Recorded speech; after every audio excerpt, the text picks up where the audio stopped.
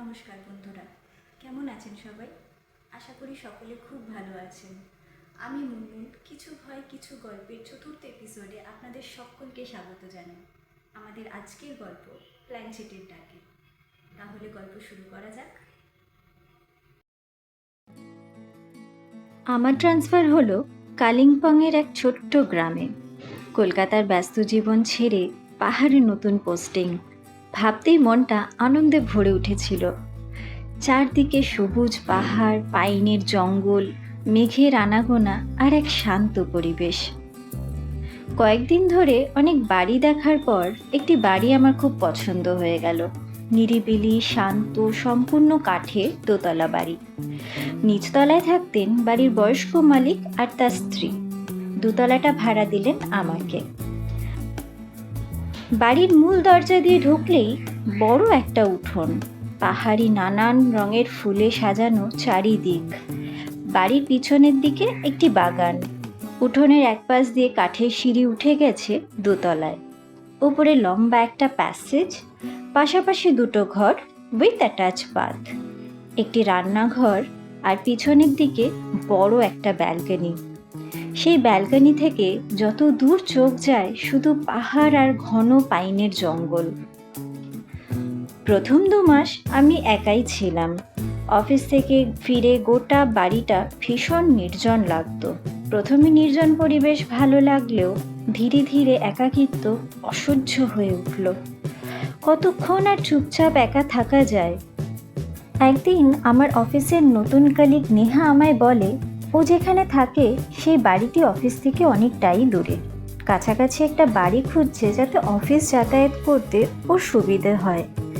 এই কথা শোনা মাত্রই আমি ওকে বললাম আমার সাথে শেয়ারে থাকার কথা। এরপর ও আর আমার বাড়িতে শেয়ারে থাকতে শুরু করলো। নেহাও কলকাতা থেকেই এসেছিল, তাই খুব অল্প সময় আমাদের মধ্যে বন্ধুত্ব হয়ে গেল। প্রতিদিন একসঙ্গে অফিস যাওয়া আসা, ছুটির দিনে নতুন নতুন রান্নার এক্সপেরিমেন্ট, গল্প, আড্ডা আর কালিম্পংয়ের নানান জায়গায় এক্সপ্লোর করা। এইভাবেই খুব আনন্দে আমাদের দিনগুলো কাটছিল। এইভাবেই প্রায় 3 মাস কেটে গেল। এরপর আমাদের আড্ডায় যোগ দিল আমাদের আরও 2 কলিগ, শ্রেয়া আর পিয়ালি। প্রায় প্রতি রবিবারই ওরা আমাদের বাড়িতে আসতো। এক রবিবার সকাল থেকেই মুষলধারে বৃষ্টি পড়ছে, তার উপর কারেন্ট নেই। পাহাড়ে বিদ্যুৎ যাওয়া খুবই স্বাভাবিক ঘটনা। দুপুরের খাওয়া শেষ করে আমরা 4 জন বসেছিলাম গল্প করতে।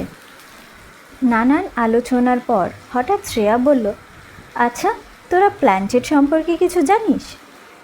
আমি হেসে বললাম, ধুর, এইসব বাজে কথা, ভূতটুত বলে কিছু হয় না। পিয়ালি বলল, আমি কিন্তু শুনেছি যার নাম ধরে ডাকা হয় সে নাকি আসে। এই, আমরা একবার ট্রাই করব? নেহা সঙ্গে সঙ্গে আপত্তি করল, না না, একদম না, এইসব করার কি দরকার, আমরা তো ভালোই আড্ডা দিচ্ছি। শ্রেয়া মুচকি হেসে বলল, এই নেহা, তুই এত ভীতু জানতাম না তো। নেহা বিরক্ত হয়ে বলল, আমি ভীতু নই, কিন্তু এসব করে আড্ডা নষ্ট করার ইচ্ছা হলে তোরা কর, আমি নেই এসবের মধ্যে। এই বলে নেহা উঠে নিজের ঘরে চলে যাচ্ছিল। আমি ওকে বাধা দিয়ে বললাম, তোকে কিছু করতে হবে না, তুই এখানে বস তো। আমি কোনোদিনই ভূত বিশ্বাস করতাম না, তাই প্ল্যানচেট করার ইচ্ছাটাও আমার ছিল না। কিন্তু ওদের জোরাজুরিতে আমি বললাম, করতে চাইলে কর, তবে এসব একেবারেই বেকার, শুধু শুধু আড্ডাটাই আমাদের নষ্ট হবে।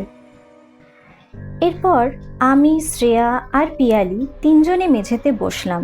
সিনেমাতে যেরকম আমরা দেখি ঠিক সেই স্টাইলেই শ্রেয়া মেঝেতে একটা ত্রিভুজ আঁকলো, মাঝখানে একটা মোমবাতি জ্বালিয়ে রাখলো। আমরা 3 জন 3 কোণায় আঙুল রাখলাম। তারপর শ্রেয়া বলতে শুরু করলো, যদি এখানে কেউ থাকো তাহলে আমাদের সামনে এসো। একবার, দুবার, বারবার এই একই কথাই বলতে থাকলো। এভাবে প্রায় 20 মিনিট কেটে গেল, কিছুই হলো না। আমি বিরক্ত হয়ে বললাম, ধুর, সময় নষ্ট, এই বলে উঠে দাঁড়ালাম। ঠিক তখনই মোমবাতিটা নিভে গেল। এক মুহূর্তে পুরো ঘর অন্ধকার। পিয়ালি ভয় আমার হাত চেপে ধরল, আর ঠিক সেই মুহূর্তে ঘর আলোয় ভরে কারেন্ট ফিরে এলো। ঘরে আর কিছুই হলো না। এবার আমরা হো হো করে হেসে উঠলাম। দুদিন সব স্বাভাবিকই ছিল, কিন্তু তারপর থেকেই শুরু হলো অদ্ভুত সব ঘটনা। একদিন রাত 2:30 নাগাদ ল্যাপটপে কাজ করছে নেহা। হঠাৎ ওর মনে হলো জানলার পাশে রাখা চেয়ারটায় কেউ যেন বসে আছে। নেহা ভয়ে ভয়ে এগিয়ে গেল, কিন্তু কই, কেউ তো নেই। পরের দিন সকালে নেহা আমাকে জানালো, জানিস তো কাল রাত্রে না মনে হলো কেউ চেয়ারে বসে আছে। আমি বললাম, কাজের চাপ এত বেড়ে গেছে না, তাই হয়তো স্ট্রেস থেকে এরকম হচ্ছে, ছাড় তো, ওসব কিছু নয়। আরেকদিন বিকেলে আমি অফিস থেকে ফিরে একটু বাগানে হাঁটতে বেরোলাম। বাগানে হাঁটছি, মনে হলো আমার সাথে সাথে কারোর একটা পায়ের শব্দ শোনা যাচ্ছে। আমি থামলে সেও যেন থেমে যাচ্ছে। আমি একটু করে হাঁটছি আর থেমে পিছন ফিরে দেখছি, না, কোথাও তো কেউ নেই। এরপর আমি নিজের ঘরে চলে আসি। সেই রাতটা আর কিছুই হলো না।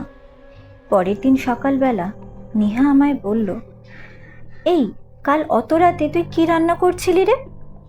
আমি অবাক হয়ে বললাম, আমি কই, কিছু রান্না করিনি তো। নেহা বলল, আমি তো স্পষ্ট শুনলাম বাসনের শব্দ। আমি হেসে উড়িয়ে দিলাম, ধুস, তুই স্বপ্ন দেখেছিস। সেদিন রাতে আমরা অফিস থেকে ফিরে খাওয়া দাওয়া শেষ করে যে যার ঘরে গিয়ে শুয়ে পড়লাম। রাত তখন প্রায় 2:30 হবে। দরজার বাইরে স্পষ্ট শুনতে পেলাম একটা ছোট্ট বাচ্চার হাসি। খিলখিল করে হাসছে, কিছু বিড়বিড় করে কথা বলছে, যেন খেলা করছে। খুটখাট কিছু নাড়াচাড়া করার শব্দ। আমি আস্তে আস্তে উঠে গিয়ে দরজাটা খুললাম। বাইরে কেউ নেই। পরদিন সকালে নেহাকে বলতেই ও বলল, কাল রাতে আমিও বাচ্চার গলার আওয়াজটা শুনেছি, কিন্তু আমাদের এই বাড়িতে কোনো বাচ্চাই তো নেই, তাহলে দুজনে কার আওয়াজ পেলাম?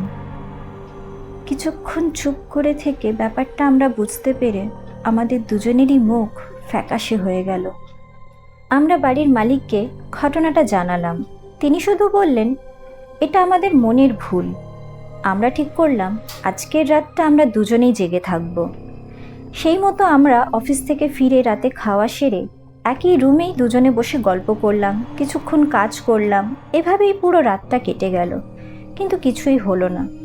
আমি বললাম, বাড়ির মালিক হয়তো ঠিকই বলেছে রে, এসব কিছু না, আমাদেরই মনের ভুল হবে। ব্যাপারটায় কিছুটা স্বস্তি পেলাম দুজনেই, কিন্তু না, সবচেয়ে ভয়ঙ্কর রাতটা তখনও বাকি ছিল। সেদিন রাতে আমি নিজের ঘরে বসে কাজ করছিলাম। হঠাৎ ক্যাঁচ ক্যাঁচ শব্দ কানে এলো। আমি দেখলাম ব্যালকনির সামনে রাখা কাঠের আরাম কেদারাটা আস্তে আস্তে যেন দুলছে, যেন কেউ বসে দোল খাচ্ছে। আমি স্থির হয়ে তাকিয়ে রইলাম, আর তারপর চেয়ারটার উপর ধীরে ধীরে ফুটে উঠল একটা বাচ্চা মেয়ের অবয়ব। মেয়েটির বয়স আন্দাজ 7-8 বছরের বেশি নয়। মাথায় একটা বেনি, সাদা ফ্রক আর খালি পা। সে চেয়ারে বসে দুলছে আর আমার দিকে তাকিয়ে খিলখিল করে হাসছে, একটা অস্বাভাবিক ঠান্ডা চাউনি। আমি চিৎকার করতে চাইলাম, কিন্তু গলা দিয়ে কোনো শব্দ বেরোলো না। হাত পা যেন পাথর হয়ে গেছে। আমি শুধু তাকিয়ে আছি মন্ত্রমুগ্ধের মতো, আর সে দুলছে। এরপর চেয়ার থেকে নেমে সে মেঝের ওপর সাদা দাগ কাটছে, কিতকিত খেলার মতন করে। আমার শরীরের রক্ত যেন জমে গেল। হঠাৎ মনে হলো কেউ যেন আমার কানের কাছে ফিস ফিস করে বলছে, পালাও, পালিয়ে যাও। ঠিক সেই মুহূর্তেই শরীরের অবশ ভাবটা কেটে গেল। আমি প্রাণপণে দৌড়ে বেরিয়ে নেহার ঘরের দরজায় ধাক্কা মারতে লাগলাম। দরজা খুলতেই আমি জ্ঞান হারিয়ে মাটিতে লুটিয়ে পড়লাম। জ্ঞান ফিরলে দেখি নেহা, বাড়ির মালিক ও তার স্ত্রী আমার সামনে বসে আছে। তখনও ভয়ে আমার হাত পা যেন কাঁপছে। আমি সব ঘটনা ওদেরকে জানালাম। সবাইকে নিয়ে তারপর আমার ঘরে এসে দেখালাম তখনও মেঝেতে সাদা দাগে আঁকা কিতকিত খেলার ঘর। অনেকক্ষণ চুপ থাকার পর বাড়ির মালিক এবার ভারী গলায় বললেন, যে মেয়েটাকে তোমরা দেখেছ সে আমাদেরই মেয়ে। তিনি জানালেন, বহু বছর আগের কথা। 7 বছরের তার বাচ্চা মেয়েটি খেলতে খেলতে অসাবধানতায় ব্যালকনি থেকে নিচে পড়ে যায়।